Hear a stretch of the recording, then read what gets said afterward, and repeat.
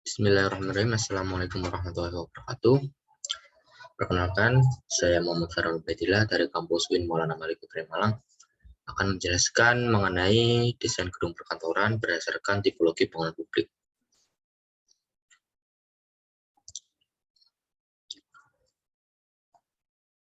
Gedung yang akan saya rancang, gedung perkantoran ini berada di Jalan Soekarno-Hatta Malang dengan luas area 9.045 meter persegi. Dengan kondisi tapak yang berada di area yang strategis, di tengah-tengah perkotaan dengan kondisi ekonomi desain sangat mendukung, seperti tempat makan, tempat servis umum seperti cuci mobil, motor, dan servis-servis barang elektronik yang lain. Keadaan tapak pun ditumbuhi beberapa taman liar dan pepohonan. Berikut batas-batas tapaknya. Yang di arah timur ini ada jalan raya dan pertokoan. Di sebelah utara ini ada pertokoan. Di sebelah barat ada permukiman warga, dan di selatan ada tempat resto Ocean Garden.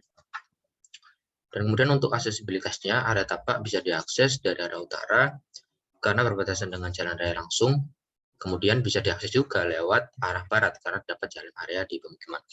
Untuk kebisingan itu sendiri, sumber kebisingan berasal yang utamanya itu dari jalan raya yang merupakan jalan raya Soekarno-Hatta Malang. Dan yang kedua, sumber kebisingannya yaitu berasal dari rumah penduduk sekitar. Karena memang tapak berada bersebelahan langsung dengan rumah-rumah warga. Dan kemudian ini adalah kondisi iklim yang didapat dari data yang ada di web, yaitu Windows. Kemudian rata-rata arah angin per jam yang dominan di Kota Malang itu berasal dari selatan ataupun tenggara.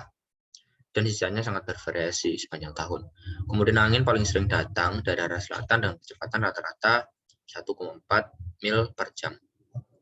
Berikut merupakan datanya. Kemudian kita masuk ke analisis iklim ya mengenai desain gedung perkantoran ini. Yang pertama ini adalah analisis berdasarkan kondisi matahari yang ada. Datanya matahari terbit dari timur ke barat dengan rata-rata siang hari yaitu 12 jam 30 menit. Dan maka solusi yang diberikan untuk desain yang ada pada tapak ini yang pertama adalah pemanfaatan secondary skin pada fasad bangunan yang menghadap arah matahari langsung. Ataupun jika tidak, nantinya tidak ada bukaan yang menghadap arah matahari itu. Yang kedua, memberikan pohon peneduh di halaman untuk menurunkan suhu ataupun menyaring cahaya yang membawa suhu udara yang sangat berlebih agar tidak membuat suhu ruangan bertambah.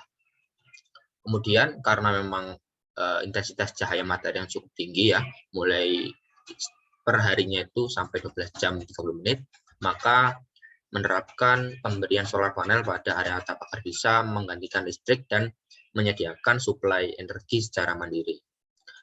Kemudian yang terakhir mengoptimalkan sun shading pada bangunan. Untuk yang selanjutnya ini adalah analisis iklim untuk angin, dan datanya adalah rata-rata angin per jam yang dominan di Kota Malang sangat bervariasi sepanjang tahun. Kemudian angin paling sering datang dari arah selatan dengan kecepatan rata-rata 12 km per jam, hasil konversi dari mil per jam. Dan solusi yang diberikan yaitu letak gedung dan orientasi hadap disesuaikan dengan arah datangnya angin agar bukan-bukan yang ada dapat memberikan akses sirkulasi udara untuk bisa masuk ke dalam. Kemudian bukan ruang pada area yang terlewati angin makro dan mikro. Yang ketiga, bangunan berbentuk persegi panjang untuk penerapan ventilasi silang. Dan yang selanjutnya memberikan pohon pemecah angin jika nantinya terdapat badai-badai yang sangat tidak diinginkan seperti badai angin, badai hujan, dan lain-lain. Kemudian kita masuk ke analisis fungsi. Untuk fungsi bangunan ini berdasarkan tipologi bangunan publik dengan spesialisasi perkantoran, fungsi utamanya yaitu tempat untuk bekerja, mengurus administrasi, menghasilkan suatu di bidang jasa atau barang yang fungsi utamanya di sini sebagai tempat bekerja atau perkantoran. Kemudian untuk fungsi penunjangnya adalah area beristirahat, pantry, tempat ibadah, kamar mandi, toilet, dan tempat parkir. Dan untuk analisis aktivitas sendiri ini adalah ada aktivitas primer, ada produksi multimedia atau produksi berbagai macam bidang di perkantoran.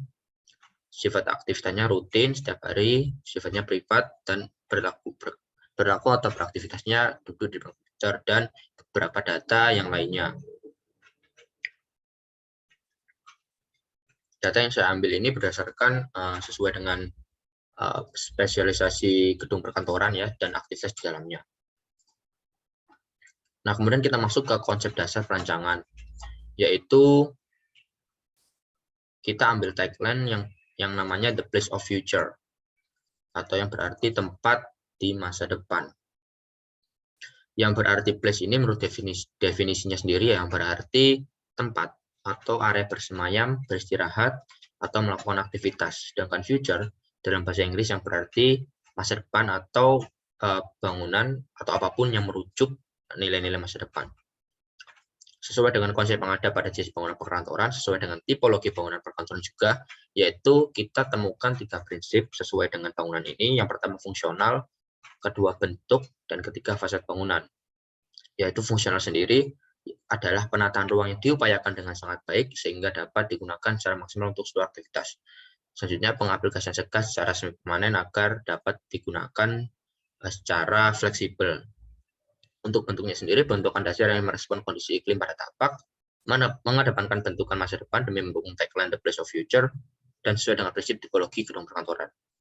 Yang terakhir yaitu adalah fasad bangunan, pengembangan bentuk fasad yang sesuai dengan prinsip masa depan, kemudian pemakaian material modern seperti kaca, struktur kombinasi baja dan beton, dan yang jelas di sini terekspos. Kemudian yang terakhir tampilan yang modern dan minimalis. Kemudian kita masuk ke konsep tapak. Yang pertama ini terlihat juga ada area-area berwarna kuning. Yang kita bahas adalah regulasinya, ada GSB,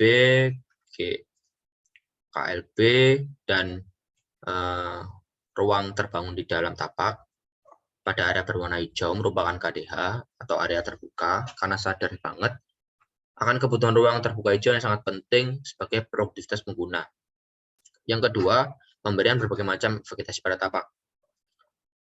Nah, yang selanjutnya ini ada regulasinya GSB, KDH, KDB, dan jalan sesuai dengan warna yang telah saya bedakan untuk bisa mempermudah dalam membaca konsep tapak ini. Yang pertama ini, area GSB warna kuning ini sesuai dengan batas jalan yang perhitungannya setengah dari lebar jalan utama, yaitu kurang lebih GSB-nya sekitar 3 meter. Kemudian untuk KDH menyesuaikan dengan presentasi sekitar di Kota Malang ini sekitar 60% bangunan terbangun dan 40%-nya adalah koefisien dasar hijau. Nah, untuk yang arah-arah garis ini merupakan yang pertama ini area atap digunakan sebagai penempatan panel surya untuk sumber energi listrik secara mandiri nantinya jika memang ada kendala dari sumber listrik utama, yaitu perusahaan listrik negara. Yang kedua, yang 2 bangunan ini sebagai area maintenance dan pengelolaan gedung seperti utilitas dan lain-lain. Yang ketiga, sebagai tempat recycle air bersih, air hujan, dan penyediaan listrik secara mandiri. Kemudian bangunan dengan 5 lantai yang nantinya dapat digunakan oleh institusi dalam bekerja, institusi manapun yang bisa menyewa ataupun berada dalam gedung perkantoran ini. Pemberian bangunan di luar inti gedung sebagai pusat maintenance dan pengelolaan gedung. Dan sudah terlihat bentuk-bentuknya yang nanti akan dijelaskan pada konsep bentuk. Bentuk melengkung lebih diutamakan untuk mendukung gaya bangunan yang futuristik, yang meskipun tidak secara dominan, tapi pada unsur futuristiknya. Permainan tinggi bangunan agar bentuk yang tidak monoton.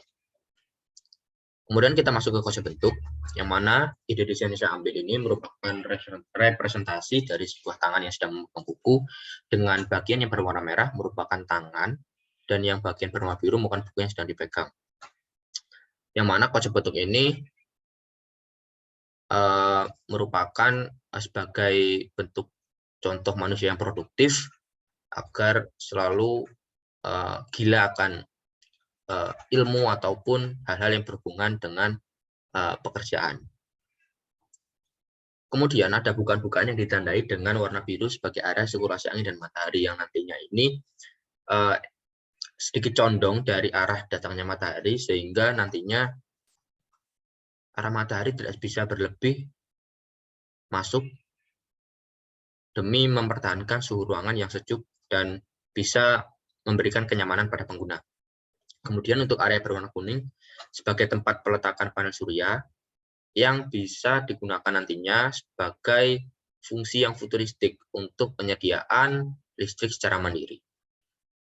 Dan kemudian ini adalah fungsi dari prinsip fungsional, yaitu area demi area dimanfaatkan secara maksimal, seperti area entrance yang memanfaatkan kanopi dari bentuk bangunan secara alami dan tertutup oleh cahaya matahari. Kemudian untuk konsep strukturnya, seperti biasa, untuk yang kita dibagi menjadi empat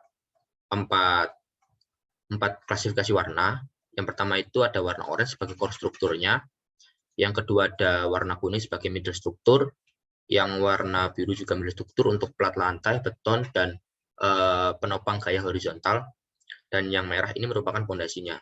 Sistem struktur yang ada pada bangunan ini menggunakan sistem struktur rangka kaku dan core struktur. Yang mana nantinya struktur rangka kaku ini terdiri dari kolom dan balok. Untuk kolomnya sendiri bisa membantu menopang gaya beban yang ada di atas secara vertikal, sedangkan yang balok, plat, dan unsur-unsur struktur yang horizontal itu menopang gaya secara sistemnya itu menyalurkan beban hingga ke seluruh permukaan kolom. Untuk penggunaan lower strukturnya sendiri, yaitu pondasi, menggunakan beton precast dengan struktur pondasi tiang pancang yang nantinya ditancapkan ke dalam hingga menyentuh permukaan tanah keras. Berikut merupakan panorama atau hasil desain saya yang sudah saya render berdasarkan 3D animasinya. Sekian presentasi dari saya. Terima kasih. Akhirul kalam. Wassalamualaikum warahmatullahi wabarakatuh.